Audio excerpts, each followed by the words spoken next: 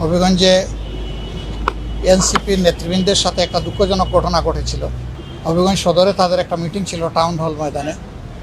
এটা শেষ করে ফেরার পথে তাদের উপর হঠাৎ করে বর্তমান সরকারি দলের কিছু উচ্ছৃঙ্খল লোক, সন্ত্রাসী লোক আক্রমণ করে এবং আক্রমণে অনেকেই আহত হন।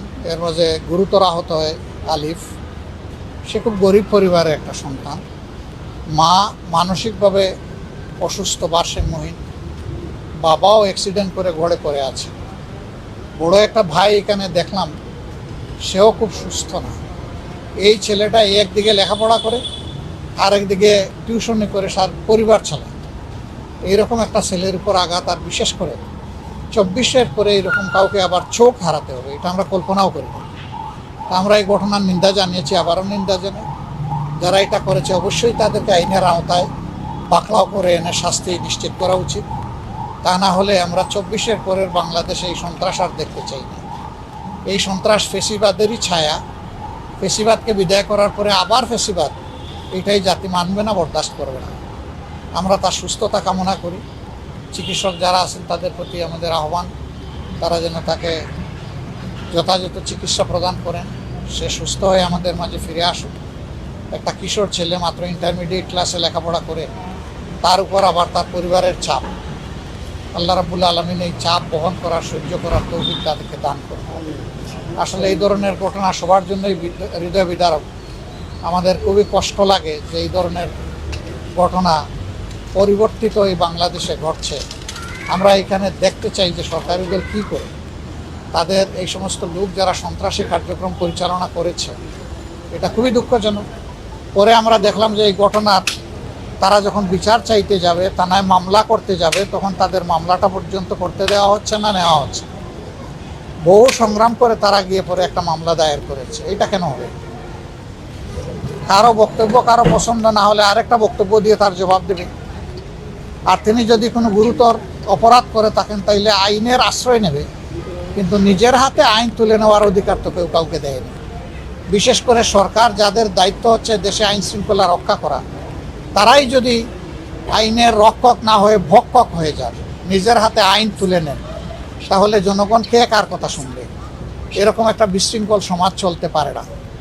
আপনারা দেখেছেন গতকাল স্থানীয় সরকার মন্ত্রীগণ একটা আক্ষেপ আফসোস করে বলেছেন যে 5 মাসে কোনো কিছুর পরিবর্তন হয় নাই, দুর্নীতি আগের চাইতে দুর্নীতির প্রবৃদ্ধি হয়েছে তিনি বলেছেন, মানে বৃদ্ধি পেয়েছে।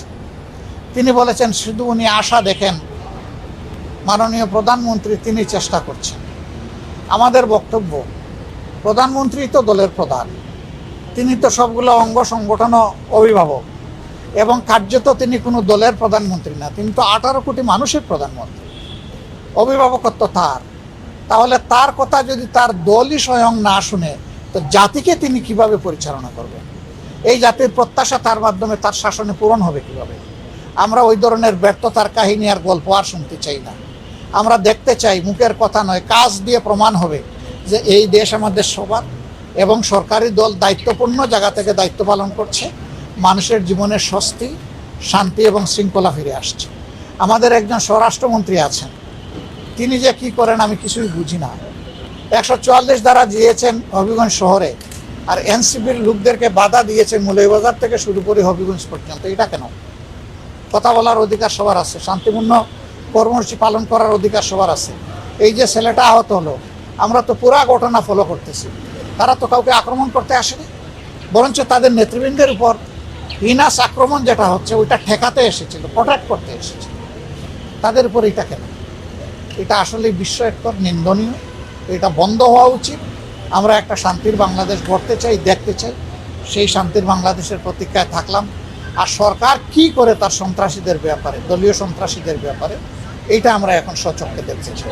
পাল্টা মামলা দিয়েছে আইফোন ছিনতাইয়ের। আমার মনে পড়ে গেল, এখন যিনি শিক্ষামন্ত্রী, তার বিরুদ্ধে ফ্যাসিস্ট সরকার ভ্যানিটি ব্যাগ চুরির মামলা দিয়েছিল।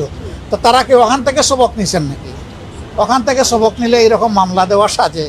নইলে আমার মনে হয় যে নিজেরা ওখানে ভুক্তভোগী হয়ে এখন ঝাল মিটাচ্ছেন সাধারণ জনগণের উপর। এটা ঠিক হবে না। যাদের উপর ঝাল মিটানোর তখন মিটাইলেন না কেন? এখন সাধারণ জনগণের উপরে কেন ঝাল মিটাবেন? এই মামলারও আমরা নিন্দা করি। এটা হওয়া উচিত নয়।